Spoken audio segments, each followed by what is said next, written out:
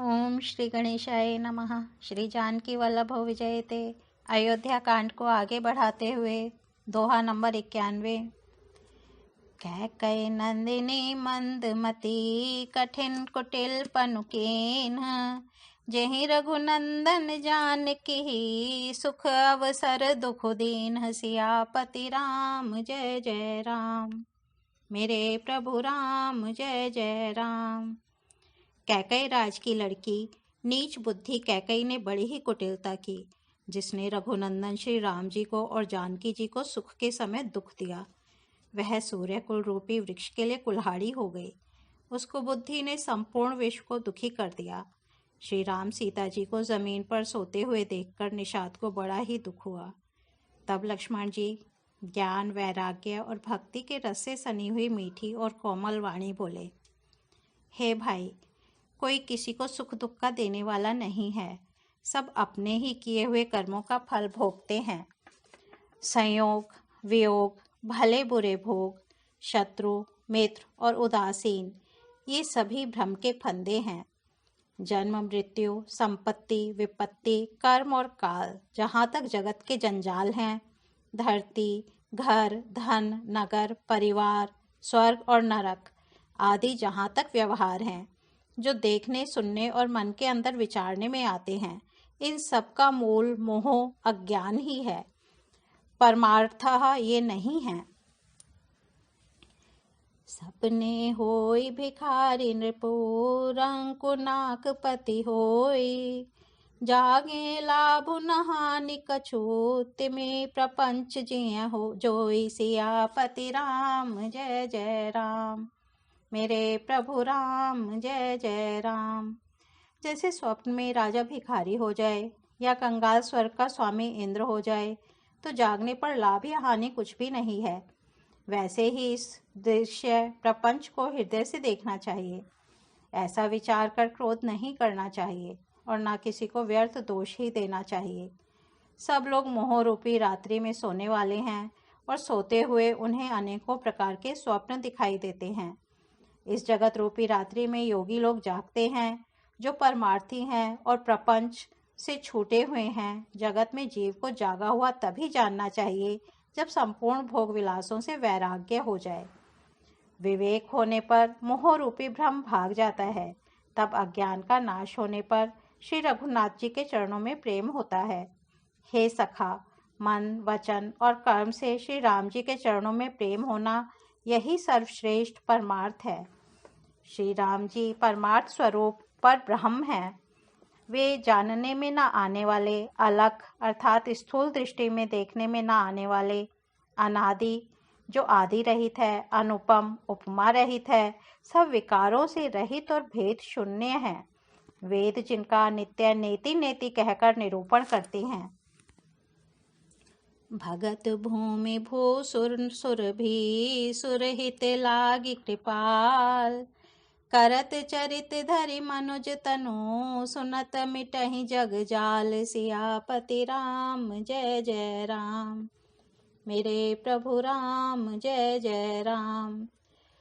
वही कृपालु श्री रामचंद्र जी भक्त, भूमि, ब्राह्मण, गौ और देवताओं के हित के लिए मनुष्य शरीर धारण करके लीलाएं करते हैं, जिनके सुनने से जगत के जंजाल मिट जाते हैं।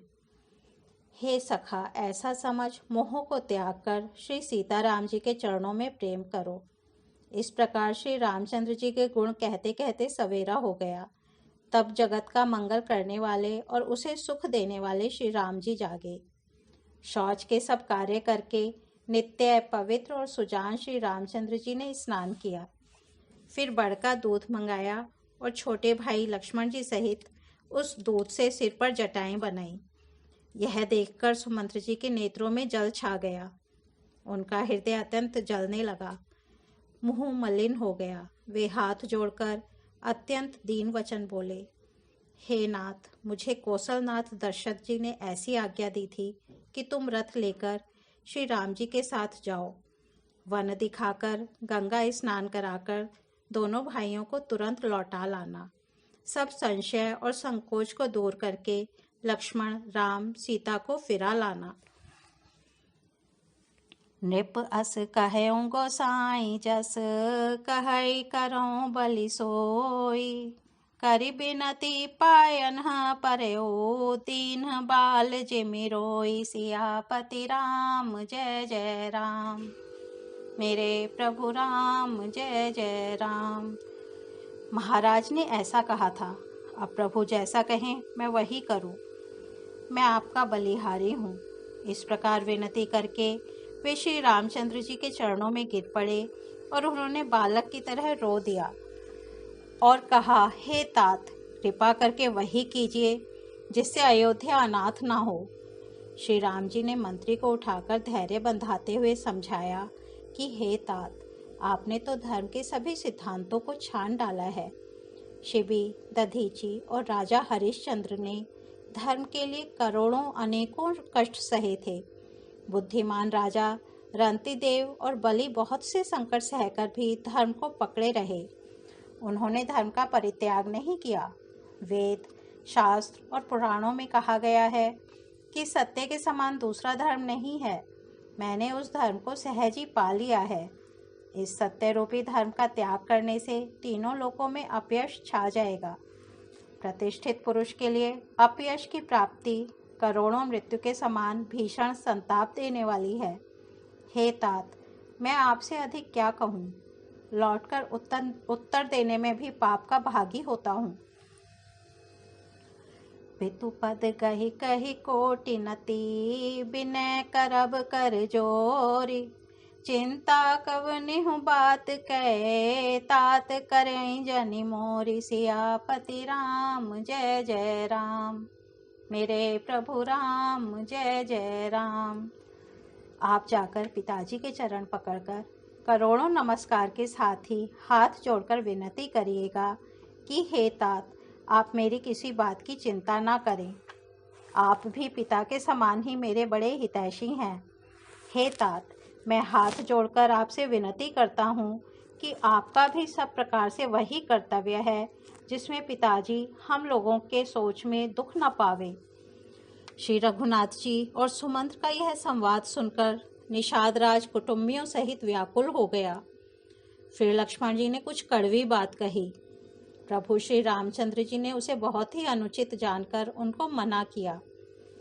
श्री रामचंद्र जी ने सकुचाकर अपनी सौगंध दिलाकर सुमंत्र जी से कहा कि आप जाकर लक्ष्मण का यह संदेश ना कहिएगा। सुमंत्र ने फिर राजा का संदेश कहा कि सीता वन के कलेश ना सह सकेंगी। जे विधि अवध आव फिरि सिया, सोई रघुबर तुम्हें करनिया। राम सिया राम जय जय राम, राम सिया राम जय जय राम। न तरु निपट अवलंब विहीना, मैं न जियब जिमि जल बिनु मीना। राम सिया राम जय जय राम, राम सिया राम जय जय राम। अतएव जिस तरह सीता अयोध्या को लौट आवें, तुमको और श्री रामचंद्र को वही उपाय करना चाहिए। नहीं तो मैं बिल्कुल ही बिना सहारे होकर वैसे ही नहीं जीऊंगा जैसे बिना जल के मछली नहीं जीती। ओ मंगल भवन अमंगल हारी, द्रबहु सो दशरथ अजिर बिहारी। राम सिया राम जय जय राम, राम सिया राम जय जय राम।